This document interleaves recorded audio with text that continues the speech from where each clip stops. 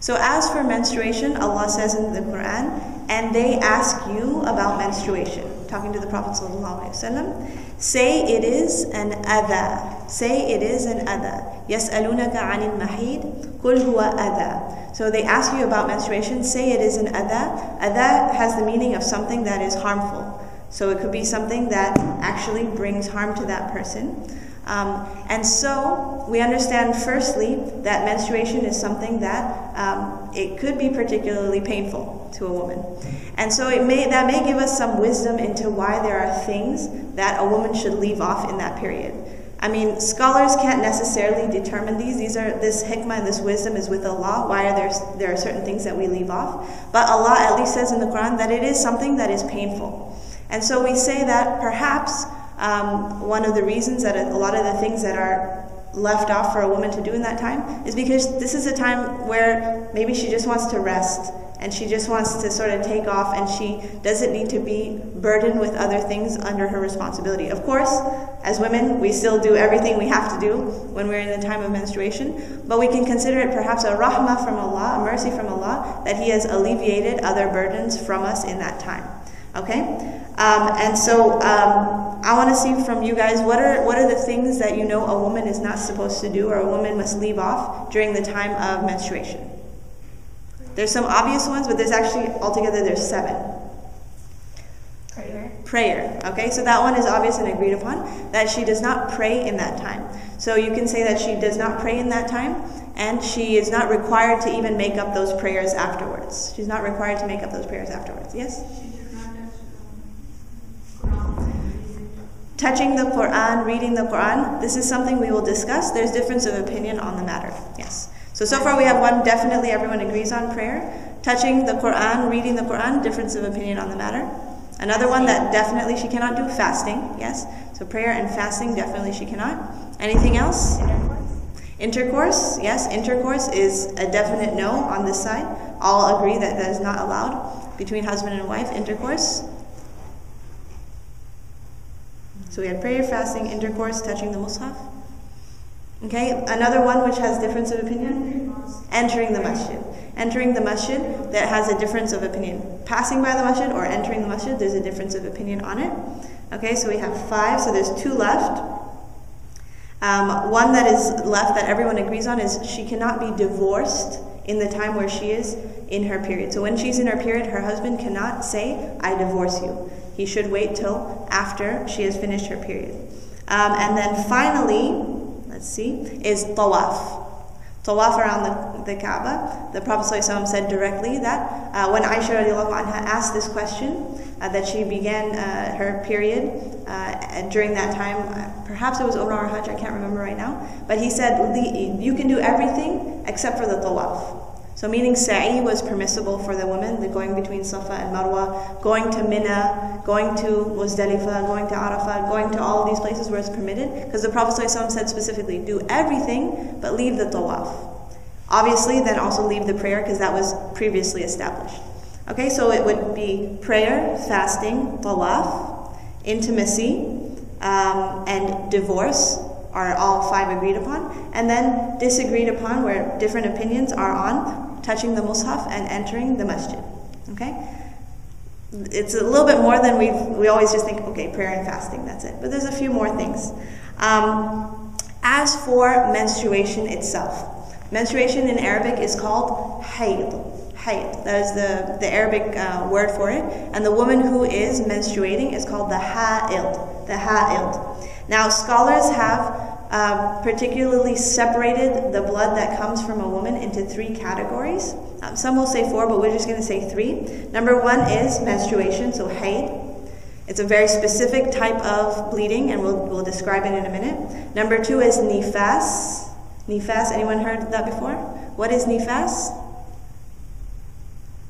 Postpartum bleeding. So after the woman has delivered the child, then she will bleed for a long period of time. It can be a week, 2 weeks, 3 weeks, extending to even a month and a half, even longer for some people. So that is nifas, and that is also a time, it has the same rules of menstruation, that she does not pray, fast, etc. in that time. And then the last one, the last type of bleeding is what they call istihada, which means it is a bleeding that is not nifas nor menstruation. It is basically some other kind of illness that came to the woman, and therefore she began bleeding. And now with more medical knowledge, we can understand perhaps that was that, what is it called? Like a cyst may have burst inside her system, and so the blood is coming out. Or there was a cut somewhere in that area, and then the blood came out. So it is blood that is not the period blood. It is outside of the period, and we will consider it istihada, a bleeding of illness or some other matter. Okay, so menstruation and nifas, period and postpartum bleeding take the same rulings. Istihada takes different rulings. Okay, and so it's important then, the scholars say, we should define what is period bleeding versus what is the other type of bleeding, the illness type of bleeding, the istihada. And so the scholars then describe it.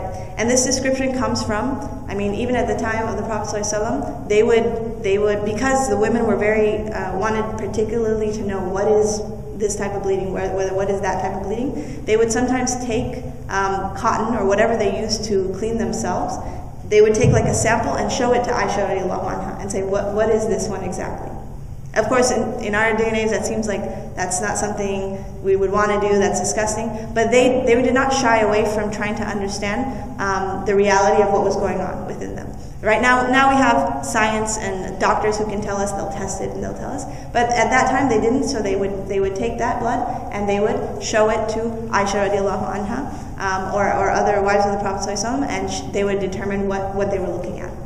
And so from that we get a description of what menstrual blood is versus istihada, non-menstrual blood. And so menstrual blood, the description is, and you'll probably recognize this from your own self, is that it is a thicker type of blood. It is a thicker type of blood. So in your mind right now, compare, like if one got a paper cut, okay, that type of blood that comes out is usually free-flowing, like as if it was water, like easily flowing blood. Whereas they say menstrual blood is more clotted and thicker type of blood. And that goes back to anatomically what was happening in her body. The egg was getting ready for fertilization. It becomes like clumped and it becomes more thicker. And then when it is not fertilized, it comes out. And so it is a thicker blood in and of itself. So it is a thicker blood. And number two, it is a darker blood. So again, compared to the paper cut blood, it's this bright red, very light, light bright red. Whereas the blood of menstruation in its regular flow will be dark. They say even aswad, that it, like if it was all together, you would say it looked like it's black almost. It's so dark red. They will describe it as dark red, as black, and as brown. Okay, these are all descriptions of that blood. So thick, dark, black, brown, or dark red. It has a particular smell. So it's supposed to have a smell, an odor that is not a good smell. So it's supposed to have sort of a bad smell, as opposed to, again, your paper cut. If you smelled the blood that came from just a simple paper cut, it doesn't necessarily have a bad smell. Maybe smells or tastes sort of like iron, right? If you've ever had blood in your mouth, it tastes sort of like iron, but it doesn't have a particularly strong, bad odor. Whereas the blood of the menstruation does have a stronger, another odor, and not a pleasant one. And those would be the descriptions of menstruation. As for istihada, other blood that may come out of her body, it would be thinner, just like a paper cut blood. It would be brighter red. It would not necessarily have a smell.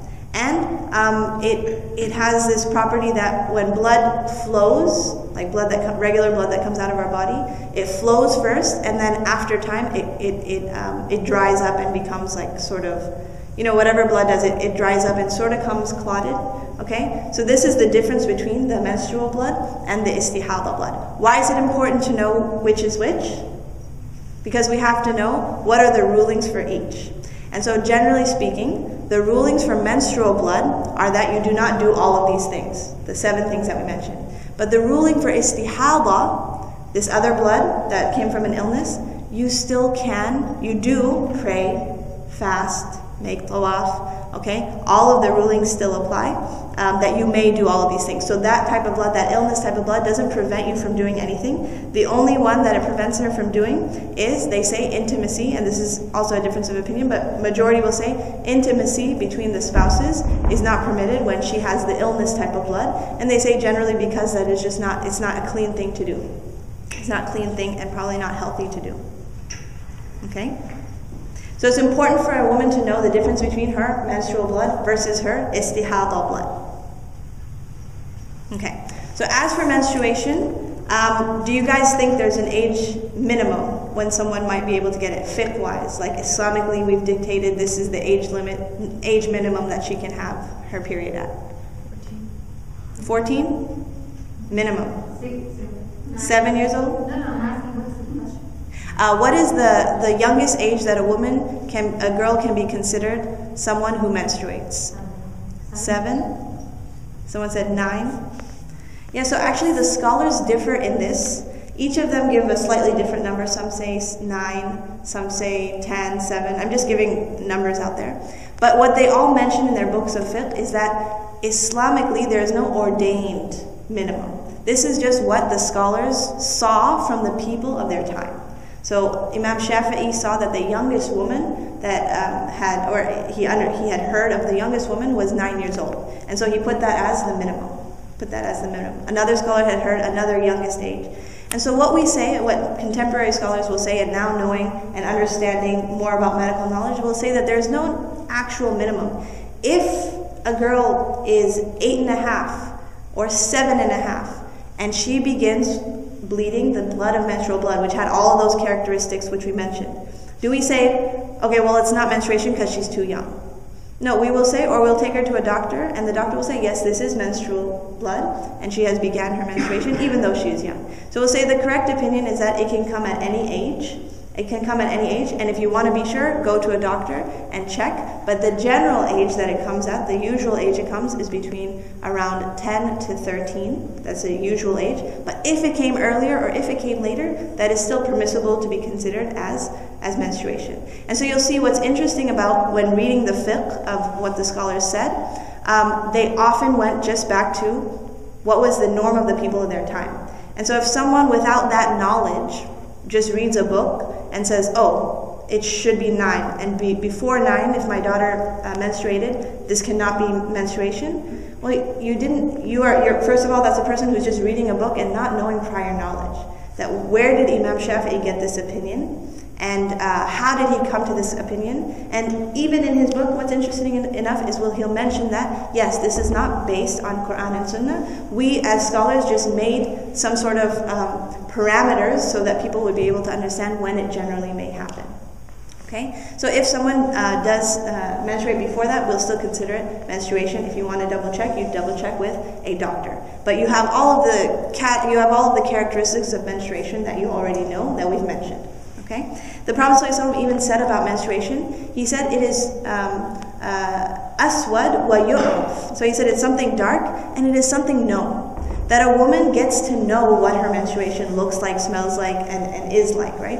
And so we go back to that. The woman at the end of the day, she knows what she's looking at. Of course, a first timer, a young girl, may not know, but her mother would help her in that situation. She would tell her, okay, this is what you are looking at. As for a maximum age that it may happen, there is no maximum age. Someone might get it at 16, 18. Someone may never get their menstruation. That is also a possibility. It's an abnormality, but a possibility. So we don't put well, if she hasn't started her menstruation at 18, then we'll just give her a fake artificial period. No. We do say she becomes an adult at a certain age. Like, say she never gets her menstruation at all. So does that mean she never became an adult Islamically? No. Scholars will put it between sometimes 15, 16, 17. They'll differ on the age because they made their own parameters, right? But she may not ever bleed. That is a possibility. And then going on that, do you think there's a maximum age where a woman would stop bleeding, where menopause would occur and she would stop bleeding? Do you think there should be an established amount? So again, it goes back to the same principle. The scholars came up with numbers. Some say 45, some say 50, some say 55. But they all agree at the end. They say, we've put these numbers out there because that is what we saw from the women of our time, what they had experienced. So if a woman is 56, now she's gone beyond the maximum that the scholars have mentioned, does that mean now she's not menstruating? At 56, she still sees her regular menstruation. Does that mean she's not menstruating? No, that means she is still menstruating, and that she is just, her normal is slightly different from the normal of what the scholars had discussed at that time.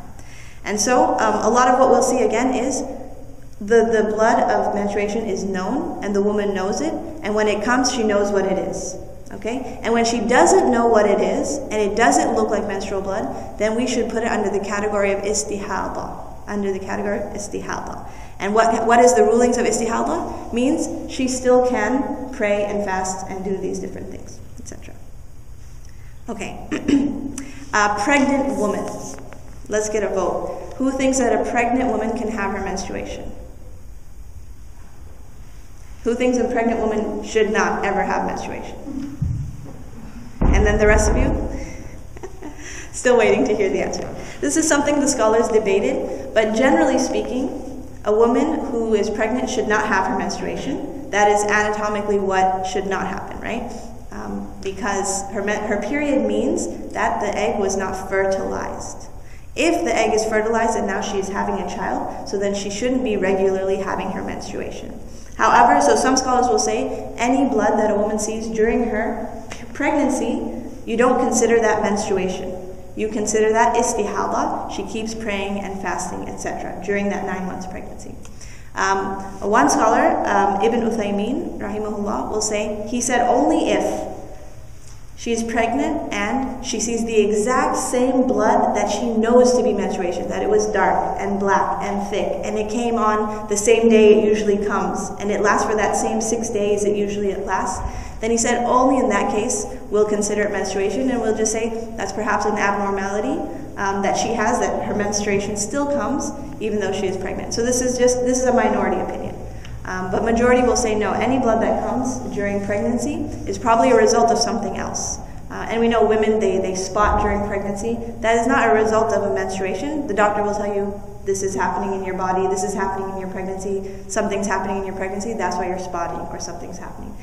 So the majority opinion is that any of the blood she sees during her pregnancy, she should still fast and pray, etc.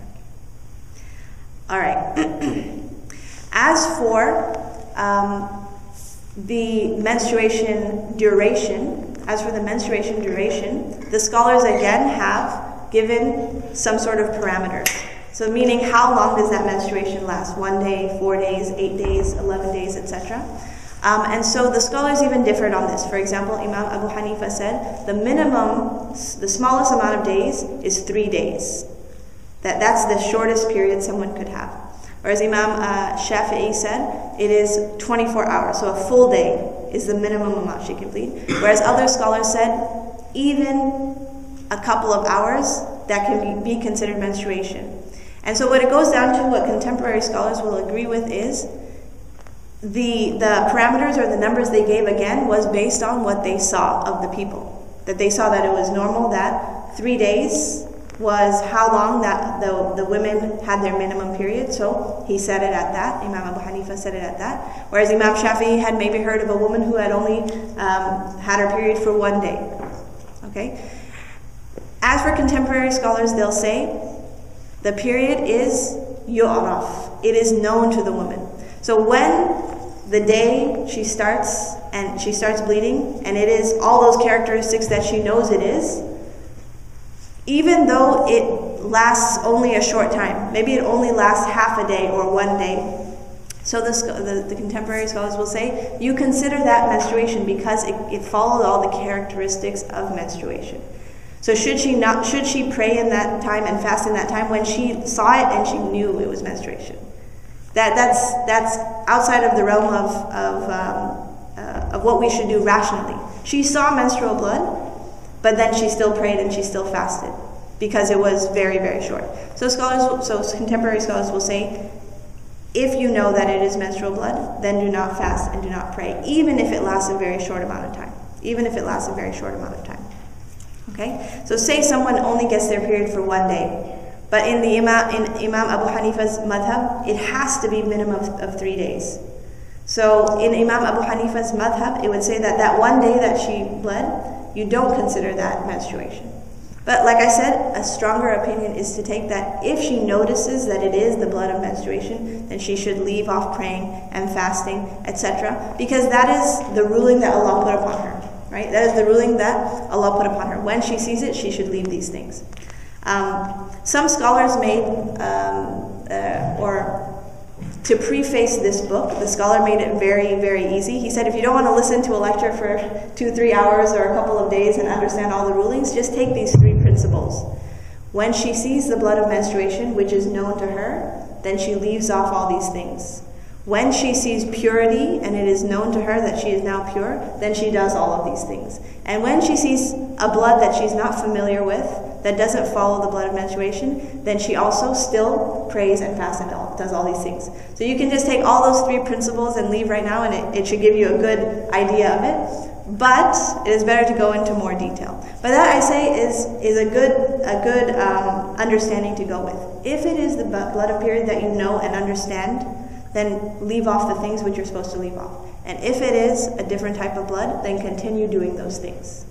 If it is a blood mashkukun fihi, where there is doubt in it, there is shak in it, you're not sure what kind of blood it is, then consider it istihada. Consider it a blood of illness, because you know what your period blood looks like. Okay, and this is talking for normal people who have regular periods. They regularly see their period, they regularly see what it looks like. They see something out of the ordinary, consider it istihada. Don't at the first second of blood that you don't recognize say, oh, I must be on my period. No, look at it, identify it, observe it, and try to see, does it have the characteristics of my regular period? Is it in the time that my regular period would have occurred, etc.? You have to ask your questions. A lot of this rulings in regards to period, you're not going to have a scholar who's going to give you the answers on a day-to-day basis, right? At the end of the day, the woman is going to make her decisions on a day-to-day basis. That's why it's good to understand these in great detail, because you are going to sort of be the judge and executioner in your case in most months of your life, right? You're going to be the one who makes that decision. So it's important to know it, and also to know that if a woman makes a mistake, that she says, well, I thought this was period blood, but it was actually istihada or whatever, that Allah is merciful, because we are not doctors who have the test kits with us every day to test, was this period blood, was this not period blood. She does what is to the best of her ability, and then what she made a mistake for, then Allah is merciful. Then Allah is merciful. Okay, so as for minimum, some put it at 24 hours, some put it at 3 days, and like I said, the stronger opinion is as short as it may be, but it was period blood, so that is her shortest period. As for the longest period, so the Imam Abu Hanifa mentioned 10 days. Again, this was going back to what was the regular of his people of his time, that 10 days was the maximum that a woman would have her period. And Imam Shafi'i, for example, said 15 days. Another scholar said, I believe so, 15 days. Some said 14, some said 15. So they said it's possible that she may have her menstrual period all the way up to 14 days. Okay? And they said this is within the realm of possibility. Though it's not the norm, they say the norm, the Prophet ﷺ mentioned the norm when a woman asked him. He said the norm is about 6 to 7 days. Wallah, and Allah knows best. So he mentioned that I don't really know altogether, because everyone is different, but the norm to his best knowledge is 6 to 7 days, and we can see that through studies. That is generally the norm for women, but that didn't mean that a woman may not bleed beyond that. So she could bleed beyond that. She could bleed up until 8, 9, 10, 11, 12, 13, 14. Okay. So what scholars will say is up until 14, 15, this is within the realm of possibility, and if a woman sees the blood of haid, the blood of menstruation that has those characteristics up to 14 days, then she is ha'id in that time, and she should not do any of those actions. Even if it's up to 14 days, even if we say that seems abnormal, right? But it is within the realm of possibility.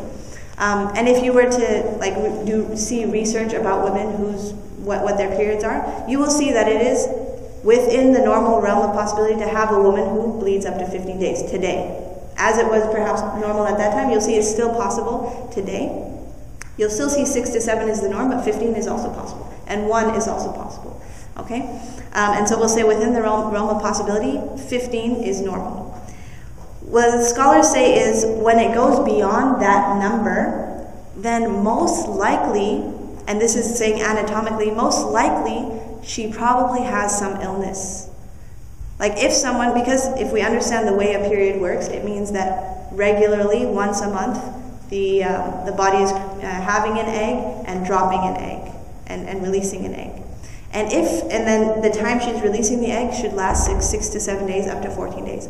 If bleeding is going beyond that, 15, 16, 17, 20 days out of the month, then that should, put some alert in the mind of that woman that maybe something is abnormal and maybe not all of this is menstrual blood, because this is what should not normally happen in a woman's cycle. So in that case, I would say she should definitely, if a woman bleeds beyond 15 days, she should go to the doctor and try to figure out what is going on. And majority of the time, your doctor will tell you what is the issue. That yes, okay, you did have a period in the beginning, but this coming here at the end is some sort of other problem or disease or illness that you are facing. And so it's important to know, we should know the fiqh, but we should also allow the fiqh to alert us that something else perhaps is going on. We don't just see istihala as, okay, this is the time, this illness blood is the time where I can still pray and fast. Istihada should also alert us that, I should probably go to the doctor and check out what's happening. I should also check out what's happening. And so we'll say that up to 15, we say a woman can menstruate, and beyond that, then it is likely that it is istihada, that it is likely that there is some sort of illness, and she should go to the doctor and check it out. And I have, for example, a student who mentioned that she has bleeding up until 14 days, but she said her doctor said it was all menstruation. It is all within the realm of normal. And so that's something important to do. If you see your menstrual cycle is so long and you think it's abnormal, go to your doctor and check it out. Likely you will find between 14 and 15 days that is still within the realms of normal. It is on the fringe, right? That's not what a lot of people have, but it is within the realms of normal. And so in that time you would still not pray, and you would still not pray and not fast, etc. Now a good question is, if I take the opinion of Imam Abu Hanifa that the maximum time is 10 days. So what Imam Abu Hanifa would say is, if the maximum is 10 days, then anything after 10 days, don't consider it your period anymore, consider it an illness type of bleeding. And she prays and she fasts. Now there's a question now that this is what the contemporary scholars will ask. If on day 10 she saw the dark blood that was thick, she knew it was her period blood, right? A woman knows what her period blood looks like. And then on day 11, she still sees the dark blood that is thick, that is in her mind definitely the same blood. So should she use her rationale, or should she just go by the fiqh opinion? So I would say either is permissible at the end of the day, because we say that the opinions of the scholars, we can take the opinions of the scholars because they've done so much research to get to that point. I'd say it is permissible for her to say that 10 days is my maximum. However, contemporary scholars will argue that, does it make sense rationally that one was period blood and the next is not, just because a day has passed?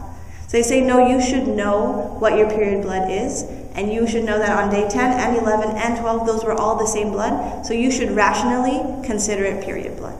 Rationally, you should consider it period blood. And again, going back to where did Imam Abu Hanifa's opinion come from, or those opinions? It came from what? Not the Quran or Sunnah, and they say it themselves, it came from what they saw of the women at their time. What they saw at the women of their time. So should we go based on that the women at that time had maximum of 10, and so ours shouldn't go beyond 10? I think it makes sense, and to me the more stronger opinion is we should go based on what we see and what we know. If we knew on day 10 it was period blood and day 11 it was period blood, so consider it period blood. Once it goes beyond 15, that's like the highest any scholar has mentioned, then we should definitely get ourselves checked out to see, do we have some sort of illness?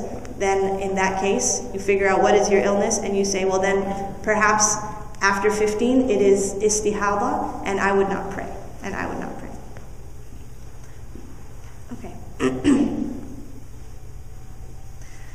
Okay, as for the woman determining her regular cycle, the scholars say, for example, the first time a woman, a girl, she'll be young, 10, 11 years old, has her period, she does not do anything in that time, and she should mark. She should be aware of her body, and she should mark when her period began and ended and how long it lasted. So say the first time it lasted 5 or 6 days. And it began at the beginning of the month, January 1st, and it ended 6 days later. Okay? A woman should mark and be used to these things because she needs to establish a pattern So she has something to go back to, right? She has something to go back to. So if she determined the first month, and of course with the help of her mother or others in her family, she determines, okay, 6 days the first month.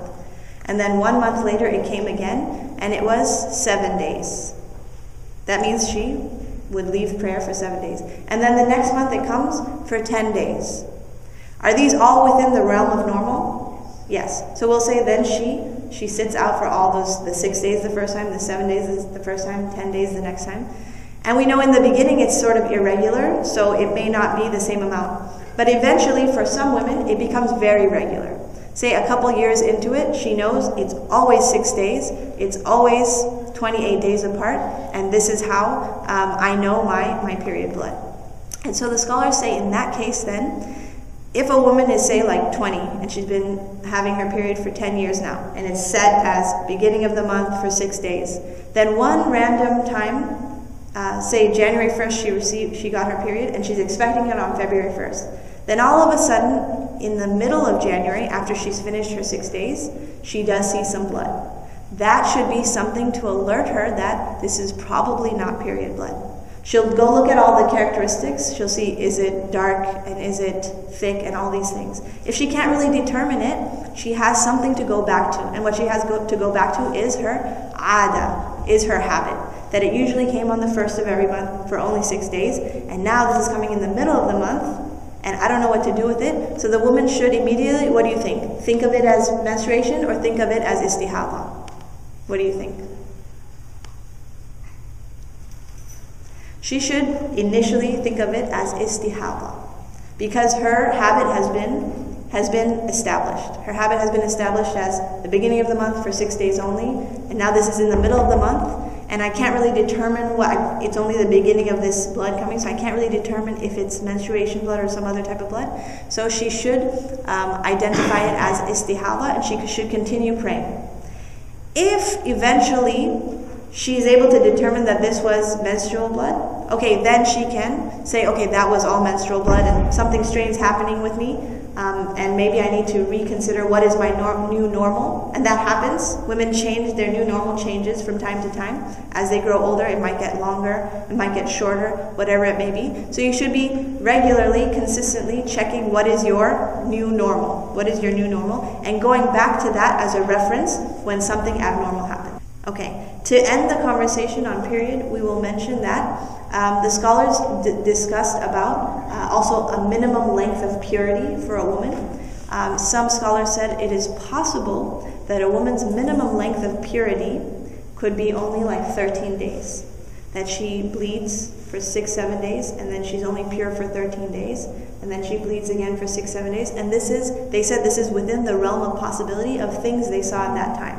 What you want to determine is that if a woman, this is regularly happening to her, then you know, and it has all the characteristics of period blood, then we say it is her period. So she may bleed for 7 days and be off for only 2 weeks, and then bleed again for 7 days and be off for only 2 weeks. This is within the realm of possibility. And a woman would determine that by seeing how regularly it happens. If this is what happens all the time, and it has the characteristics of period blood, that is her period. However unfortunate we feel for those women, like for them it's like that's a lot of period time that they have.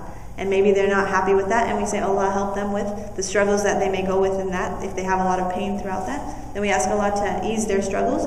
But that is still within the realm of possibility. Also, they've mentioned in terms of the period blood, if someone's period stops in between their regular period. This is something important to mention. And scholars differ on this, but I'll tell you what I believe is the strongest opinion and the opinion of contemporary scholars. And that is, for example, a woman regularly has a 7-day period at the beginning of every month. And then in the middle, on day 3, she doesn't see anything. She doesn't see anything come out. Her pad is clean for 12 hours, for 24 entire hours. Even the next day she wakes up and she doesn't see anything. But she knows it's been 7 days for the last 10 years. Okay? What is permissible, scholars say for her to do, is to wait a full day and see if it comes back. And they say that likely it is a normal thing that it may go away and come back. Say it happened for 3 days. On the 4th day she saw absolutely nothing. but then it came back again on 5, 6, and 7.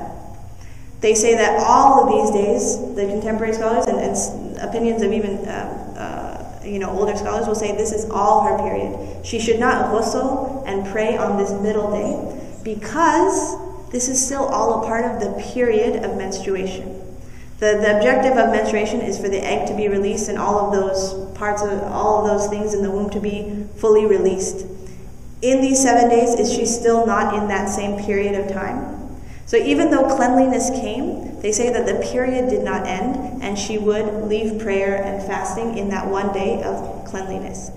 They call it the day of doubt, but then it comes back. So if someone regularly sees this, 3 days period, 1 day off, and then 3 more days of period, they say this is all a part of your period. There is, like I said, an opinion that no, she should, if she sees an entire day off, then she should make ghusl and begin praying.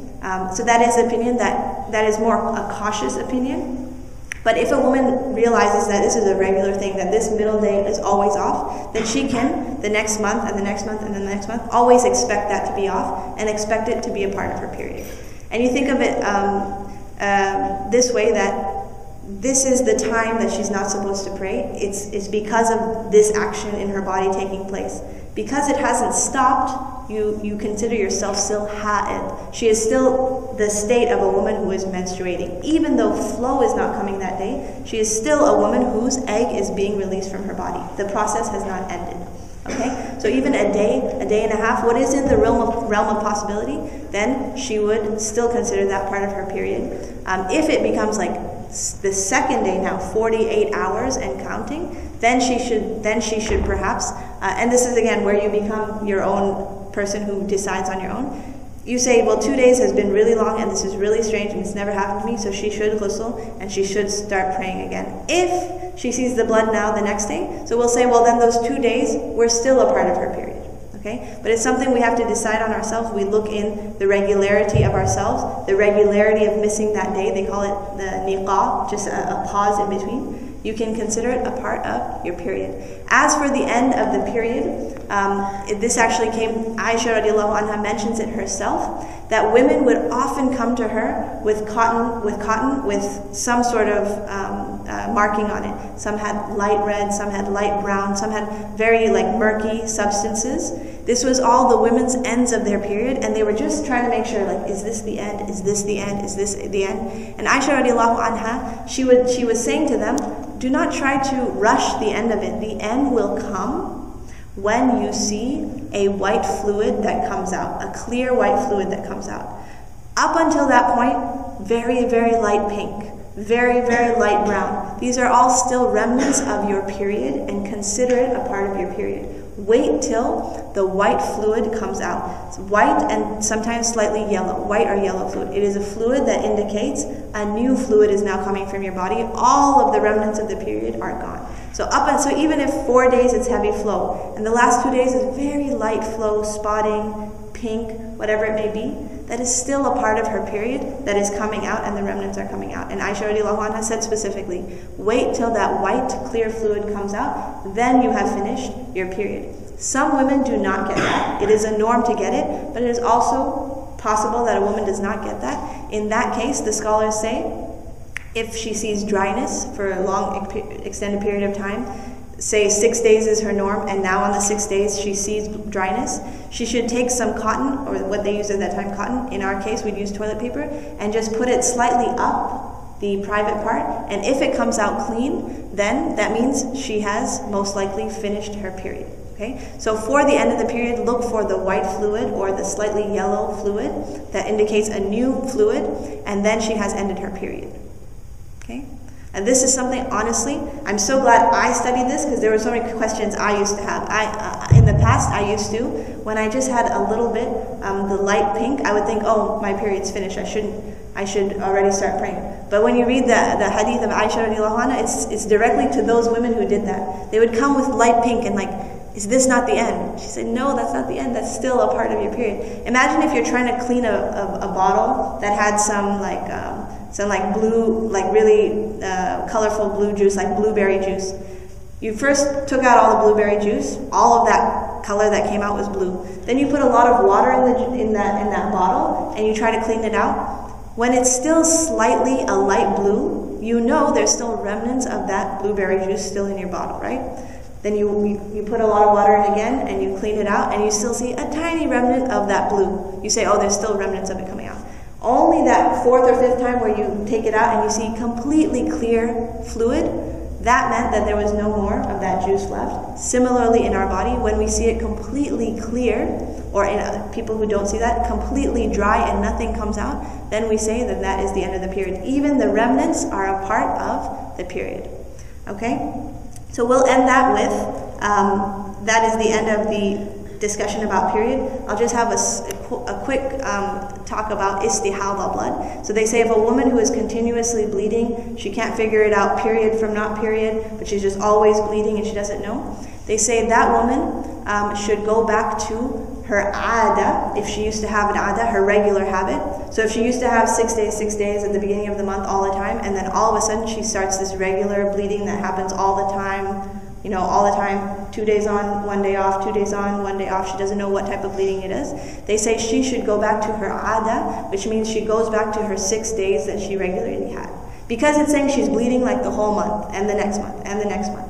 So she should take that first 6 days of the month like her usual habit, and she should fix that as her period, and fix the rest as her istihada, because she has no way to judge. Another one, they say if you don't have an ada, if you don't have a habit, you take the habit of the people of your family. So your mother or your sister, people in your family, if they had generally 8 days. So then you take the ada of your family. And if you have nothing to go back to on your family, then you go back to the locality or of where you are. Like you do the statistics or research of what is the norm of the people in 2017 in wherever you are. 6 days, 7 days, you take that as your norm. This is for the woman who's continuously always bleeding. Continuously always bleeding. As for the woman who has like bleeding and then 3 months later bleeding, when she sees the blood of menstruation, she stops doing what she's not supposed to do. When she doesn't see it, even if it's 3-4 months of purity, then she's pure. Okay? So the question is more for the woman who continuously is always bleeding. She should take the ada or the habit of either herself in the past, or people in her family, or people of her locality, and if she has nothing to go on, then at least she can go on the hadith of the Prophet ﷺ who said that it is generally 6 to 7 days. So that she can take as her norm, because she really can't figure out what a norm is when she has all of this bleeding continuously. That is it. I will take quick questions. The right way to clean after your period in Islam, I mean, I think that would be good for the girls. The correct way of cleaning. What is explaining what the right way of doing it? Sure. Okay, so ghusl, and I'll just go over it quickly. So once the period has been identified as finished, then a woman takes ghusl. This is mandatory upon a woman, and it is also mandatory after intimacy between husband and wife, and also wet dreams. All of these things require a woman or man to ghusl. So for sure, definitely menstruation, the period blood requires a woman to ghusl. That illness blood doesn't require her to ghusl. What they say, if a woman has the blood of illness, then she just makes wudu, she cleans that area, ties it up, meaning she puts something to keep it not from flowing, and she makes wudu before every prayer. That's for the woman who's ill. As for the woman who is menstruating, after she's menstruated, she does ghusl. The basic ghusl is, the fard of ghusl is that water touches every part of the body, including the hair, scalp, all of the parts of the body. The actions of the ghusl, the sunan of the ghusl is, the woman begins with basmala. This is a difference of opinion, but she begins, it's good to begin anything with bismillah. Then she washes her hands 3 times. Okay? Then she washes the private parts 3 times. Okay? So washing the hands is getting your hands clean, so that when you touch your private parts, they are clean. So you wash the private part 3 times. Then she makes her regular wudu. This is all probably in the shower. She makes her regular wudu, all the actions of wudu. Okay, there's opinion that you can leave the feet out till the end, or you can do the feet then. Then you do 3 times of water over her right side of her body. And she washes it down by rubbing it. So not just water, but she should rub it. Okay, rub that part of the body. Then 3 times on the left side with water, and she should rub that part of the body down. And then 3 times over her head, where she is getting all parts of her hair wet to where her scalp is also getting wet. And then she has completed her ghusl.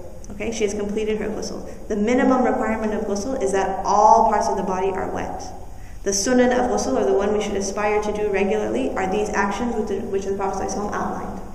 Again, hands, private part, wudu, 3 times right, 3 times left with rubbing, and then the hair 3 times. And then she is out of the state of hayd. She is out of the state of menstruation, and she prays and does regularly what she would regularly do. Anyone have questions about that? Yes. Yeah, how about now if someone notices it's out of the uncleanness time and then but still they're on the go, they're at school, how can they perform ghusl at that time? Can be delayed or? So it is not permissible to be delayed. It is the reality that it may be delayed, but Islamically we can't say that it can be delayed, like she's at work or school.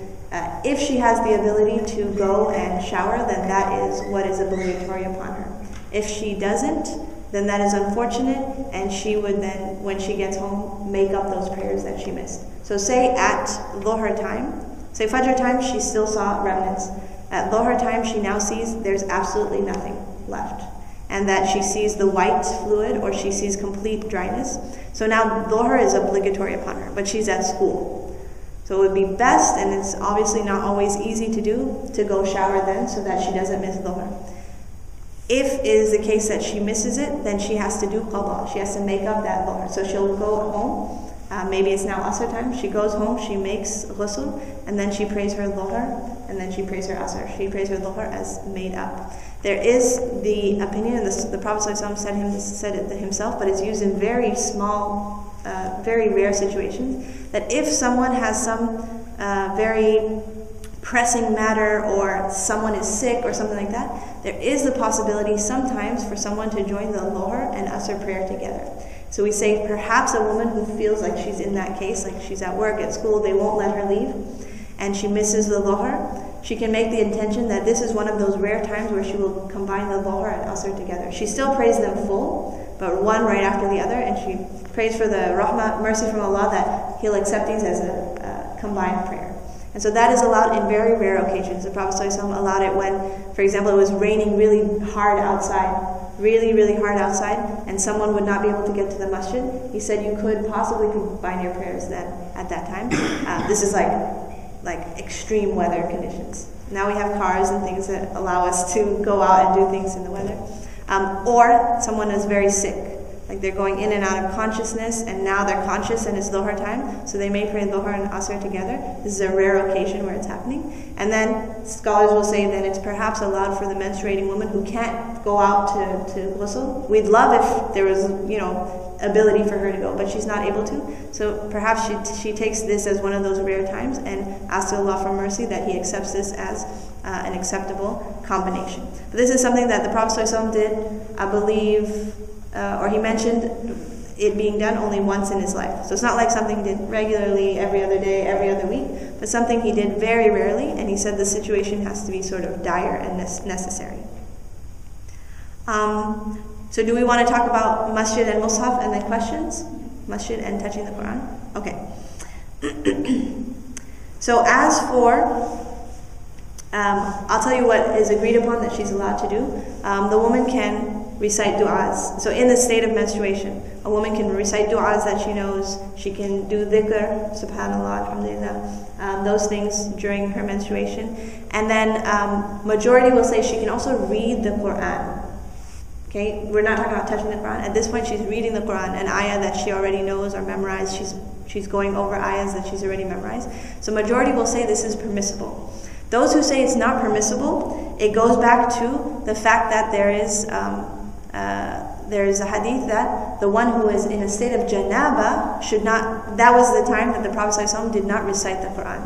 So Ali radiallahu anhu says the Prophet ﷺ was always in the state of reciting Quran, but not when he was in the state of janaba. Janaba is sexual impurity after husband and wife have had intimate relationships. And so the Prophet ﷺ left reciting Quran at that time. Those who disallowed a menstruating woman from reciting Quran, they said that these are analogous. That a person who's in a state of janaba, sexual impurity, and a woman who's in a state of menstruation are similar, and they are alike. You can make arguments for why they're similar or alike, that it's both, they're both like a period of time where someone cannot pray. Like the similar rules go for the junub and the one who is menstruating. They cannot pray fast, they cannot pray and things like that. However, those who say there is no analogy between the two, they say that the one who's in a state of janaba, they can get out of it at any time they desire. They can be in a state of janaba and 5 minutes later they can get out of it. They have the ability to get out. Whereas a menstruating woman doesn't have that freedom. She has to wait until the end of her period. Also that the state of janaba has to do with sexual impurity, which is a very different type of what menstruation is. It has nothing to do with sexual. So they said there is really no analogy between the two, and we will not make analogy between rules of janaba and rules of menstruation. So I'll tell you right now, there's a difference of opinion. That those who make it analogous will say all rules relating to the junub, they go for the menstruating woman. The others say no, we will not consider those analogous. And they're both valid opinions. I hold the opinion that, from my understanding, that they're not analogous. I see them as very different.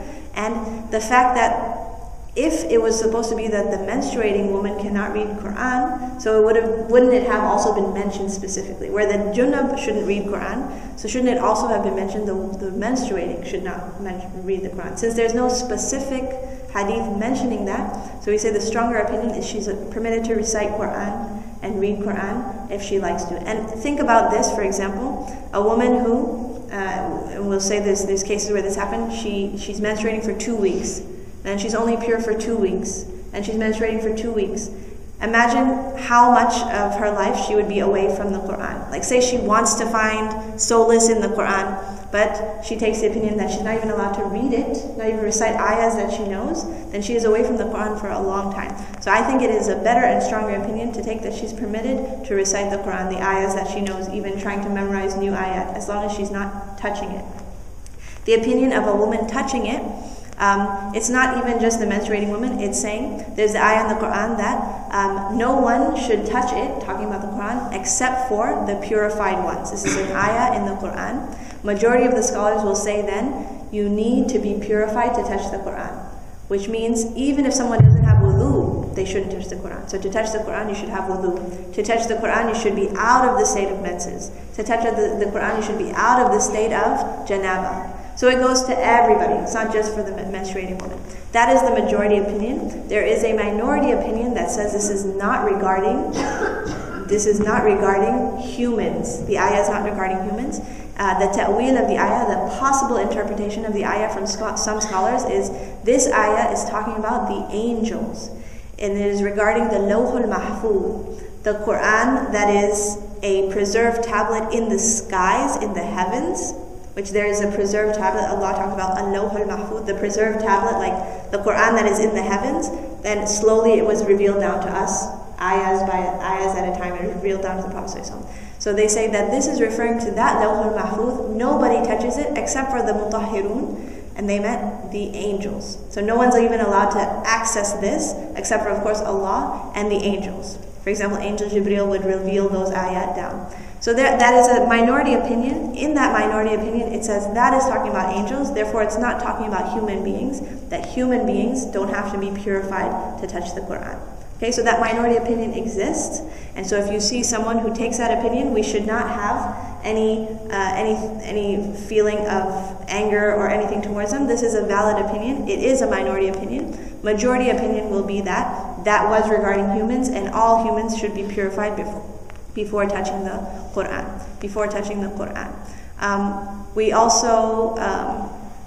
We also talk about, in regards to what is a Quran, the scholars discuss what is a Quran, what can she touch and not touch. They say if it is a book of translation of the Quran, English translation, they say this is not considered the Quran.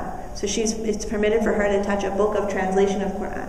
They say specifically what's being talked about is the ayat of the Quran, of a book of Quran.